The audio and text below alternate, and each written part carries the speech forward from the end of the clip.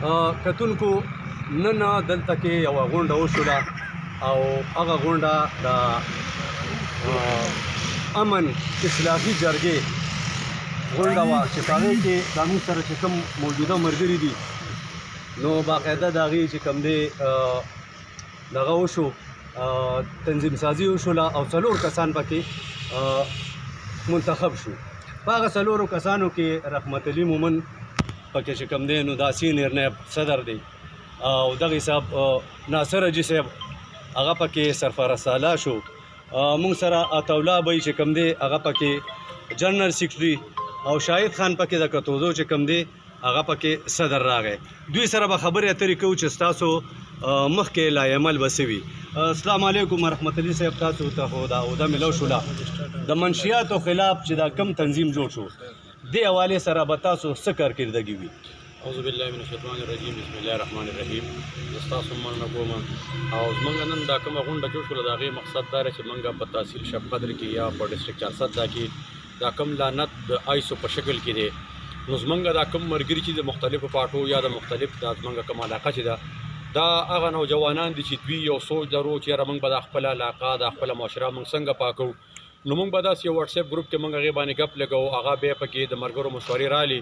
او موږ هغه یو پلیټفارم باندې راجمع شو او موږ دا عهد وکړو، دا فیصله مو وکړله چې انشاءالله کې موږ به د خپل اواز د خپل مشن انشاءالله کې خیر دا به سر ته رسو او دا به موږ پوره کوو. موږ به د خپل تحصیل شب قدر دا ډسټرکټ 400 دا انشاءالله موږ تحصیل شب قدر نه سټارټ واخیستو او بیا به دې باندې وروسته موږ په پوره ډسټرکټ کې کار کوو.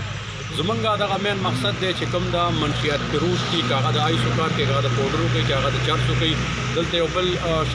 نشه شوره د کمبینالډي او شربت دی یا داسې نور د نشې ګولۍ دي، دغه ټولې موږ ډسکس کړي انشاءالله کې بیا موږ وختاً په وختاً ستاسو په وساطت باندې د میډیا په وساطت باندې انشاءالله هغه موږ یو اویرنس پروګرامونه هم موږ کوو په مختلفو جماعتونو کې، په مختلفو حجرو کې، مختلفو ایم سیز کې انشاءالله کې هرې موږ به دې روکتام کوو، موږ به د دې مخنیوی کوو او موږ به انشاءالله کې هرې اول داسې یو پروګرام دی زموږ چې موږ د خلکو سره په طور جرګه میلاو چېرې تاسو دا کوم لعنت تاسو دا کوم څیز کوئ موږ سره پرده کې میلاویږو. که چېرته هغې په پرده کې زموږ خبره ونه منو انشاءالله کې خیر نو بیا به موږ کوتک په لاس باندې انشاءالله کې خیر سره